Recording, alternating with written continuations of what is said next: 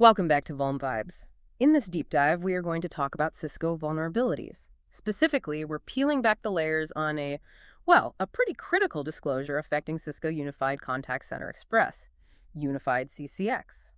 Yeah, and this is more than just your standard advisory, really, for security teams out there running CCX infrastructure. This disclosure points to a, frankly, fundamental failure of authentication mechanisms. What it does is create two separate, unauthenticated attack paths Yeah. right into a highly privileged, mission-critical system. So our mission today is to get past the headlines, really dig into the mechanics of these flaws, the remote code execution, and the authentication bypass. And the urgency here is, well, it's huge. We're talking vulnerabilities allowing unauthenticated remote access, which then results in things like arbitrary file uploads, direct command execution, and even a path to full root compromise. Yeah. When you look at the CVSS scores, these are flashing red, and they affect a system that, let's face it, handles core business communication. Very sensitive stuff. Absolutely. Yeah. And it's really crucial to stress something the sources mentioned right up front. These flaws are non-dependent. You've got two distinct threat vectors here, CVE 2025-20354 and CVE 2025-20358, both capable of really severe compromise. Non-dependent. So fixing one doesn't help with the other. Exactly. It means security teams can't just mitigate one and hope it covers the other. Nope. They're parallel threats. They demand parallel and immediate fixes. Okay, let's unpack the core weakness first then.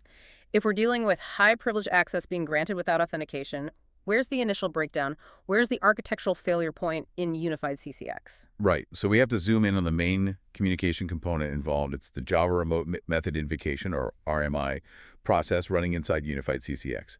RMI is, a classic Java thing, a distributed computing protocol. It's designed so Java objects in one place, one JVM, can call methods on objects in another JVM. Okay, standard Java mechanism. Powerful, yeah.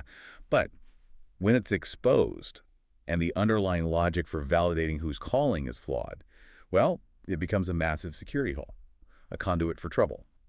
So is this purely down to how Cisco implemented RMI? An implementation bug? Or is it pointing to something maybe deeper, a more fundamental risk in RMI itself, especially on these kinds of high availability systems? It's likely a bit of both, which honestly is pretty typical for these kinds of Java deserialization and invocation flaws we see. RMI, especially in older deployments, sometimes trust the data being passed around more than it really should. The sources are indicating that improper authentication mechanisms tied to specific unified CCX features are basically the open door. This means the RMI listener, which really should only talk to trusted, authenticated clients, is letting an external attacker initiate these high-privilege calls without any credentials. The system's logic is fundamentally broken right at that trust boundary. And the results? The consequence spectrum of that failure is, well, catastrophic, like you said. Arbitrary file upload, arbitrary command execution, full privilege elevation. That's why we're taking this so seriously in this deep dive. Let's zero in on the RCE part first. That's the one offering the biggest payoff for an attacker, right? CVE 2025-20354. The Cisco Unified CCX Remote Code Execution Vulnerability. Yeah, the RCE. That's the most dangerous one. It centers directly on manipulating that high-privilege RMI service we talked about. Yeah. An unauthenticated attacker basically uses this access to turn the system's own internal communication framework against itself. Okay, so the advisory mentions leveraging this unauthenticated access by uploading and I quote, crafted file to the system. What does that actually mean, technically speaking? Are we talking about exploiting just a simple, naive file upload function? Or is crafted file maybe code for something like a serialized Java gadget payload? Well, based on the history of RMI flaws over, say, the last decade, the likelihood is very high that crafted file means exactly that, a carefully engineered, serialized object payload. See, if the service allows these unauthenticated RMI calls, an attacker can potentially inject what's called a deserialization gadget chain. Right, the classic Java deserialization attack. Exactly. This serialized object, when the vulnerable RMI process tries to handle it, basically forces the Java virtual machine, the JVM, to execute arbitrary code the attacker supplied. It cleverly leverages the internal structure of Java object communication itself to achieve command execution at runtime.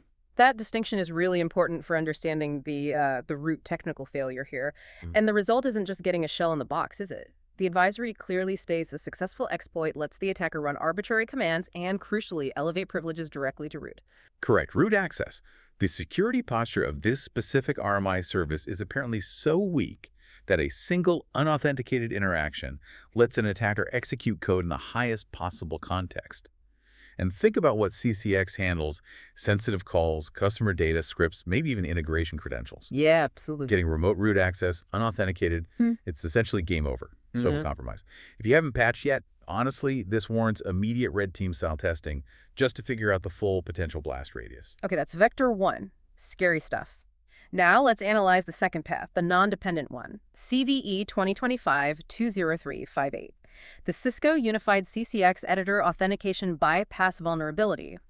My first thought is, why would an attacker bother with an auth bypass that only gets them non-root admin access if remote root might be on the table via the RMI flaw? That's where the strategic picture gets a bit more nuanced. The second flaw involves a different component entirely, the CCX Editor application. Think about it. The RMI port might be a well-known target. Maybe it's aggressively filtered at the network level, maybe heavily monitored in some hardened setups. Right, locked down tighter. Potentially. But the communication needed for the CCX Editor, that might be seen as, let's say, less critical from a network perspective, or perhaps allowed through the perimeter more readily just for operational reasons. You need editors to connect, right? So the CCX Editor bypass could be a softer target, or maybe a way to pivot inside if the main RMI entry point is blocked. Precisely. It's another way in. The root cause is similar, still improper authentication, but this time it's specifically in the communication flow between the local CCX Editor app people run on their desktops and the back-end server infrastructure. An attacker exploits a weakness in how the system validates the session when the editor tries to connect. By redirecting or manipulating that handshake process, the attacker basically tricks the CCX Editor into thinking authentication was successful, even though no valid user token was ever presented. Clever. And okay, so this doesn't grant immediate root access like the other one. What level of control does the attacker get with this bypass? A successful exploit here grants administrative permissions, but they're focused specifically on script creation and execution within CCX. They can manipulate call flows, upload new scripts, execute arbitrary scripts on the unified CCX server's underlying OS.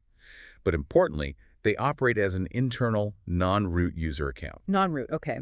But still administrative within the CCX context. Yes, and the impact is still potentially catastrophic. Imagine an attacker modifying call queues to disrupt service, or worse, redirecting valuable customers to malicious numbers.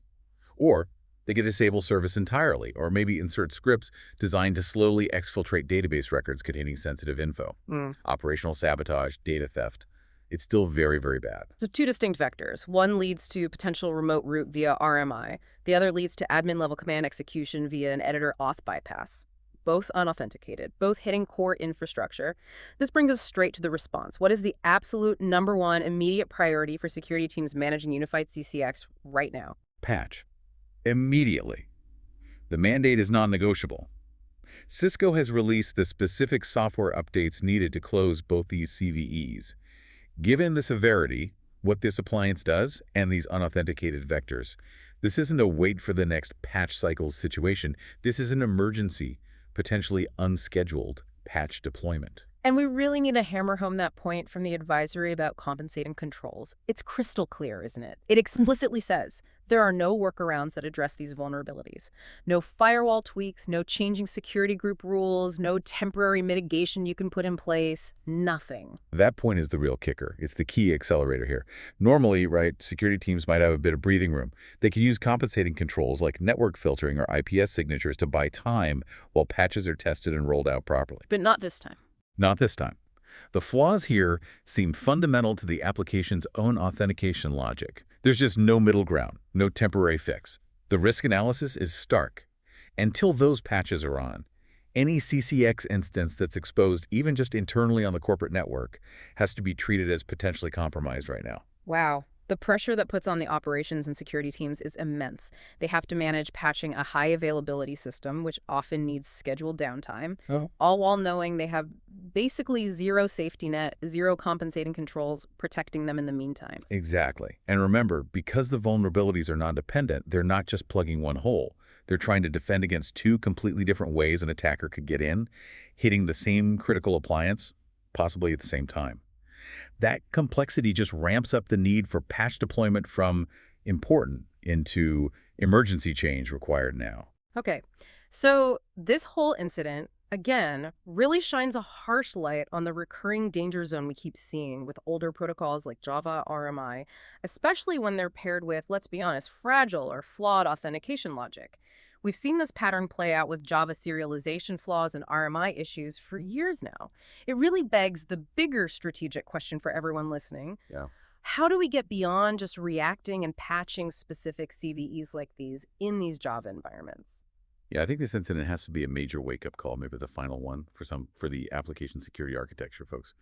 The conversation needs to shift. It has to move from just managing patch cycles to actively implementing hardened defensive architecture around these core mission-critical Java services. Just relying on the application's own internal authentication, which has proven vulnerable time and time again across the industry, it's just not an acceptable strategy anymore. So, practically speaking, what deeper architectural steps should organizations be considering right now to really isolate and defend against these persistent issues, these serialization and authentication flaws we see in critical Java platforms like CCX? What's the specific strategic advice our listeners should be mulling over beyond patch faster? The focus really has to shift towards rigorous enforcement at the network and transport layers, essentially building walls around the application. First, definitely implement strict microsegmentation. Make absolutely sure those RMI endpoints are only reachable by explicitly known and vetted services, nothing else. Zero trust principles applied here. Okay, network isolation. Makes sense. But maybe more importantly, mandate and enforce transport layer security TLS for all RMI communication. Ensure it's secure, encrypted traffic, even if the application itself might default to plain text or have weak validation internally. Lock down the transport. And finally, consider using things like application security proxies or dedicated Java security layers. These can act as wrappers around the legacy RMI services. They can inspect and filter the serialized data before it hits the vulnerable JVM, and they can enforce robust, maybe externalized authentication checks way before any RMI payload gets processed. So move the fight away from the vulnerable application code itself and onto the more resilient network and security infrastructure layers. Exactly. That's how you build defense in depth against these kinds of inherent protocol and implementation weaknesses. That's the strategic move. That's a powerful challenge to leave our listeners with. Patching is absolutely critical right now, yes. But true, long-term security comes from architecting defenses that isolate and harden against the persistent risks of protocols like RMI being exploited via unauthenticated access.